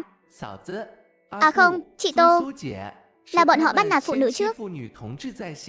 Em trướng mắt quá nên mới tìm bọn họ đánh nhau. Tên ngốc này đúng là bị người ta mượn gió bẻ măng rồi. Lúc ăn cơm chiều, Chu Nguyệt Phong chẳng màng ăn uống, mà lo gắp thức ăn đầy ắp bát của Lâm Dịch Tô. Chị Tô à, chị từ xa đến đây không dễ dàng gì. Đi đường vất vả gầy đi rồi, chị ăn nhiều vào. Anh Lập Xuyên vẫn chưa về, chị có việc gì cứ bảo em. Em sẽ đi làm giúp chị. 4 người khác ngồi cùng bà nhìn mà há hốc mồm. Thằng nhóc này từ bao giờ lại ân cần với người khác như vậy?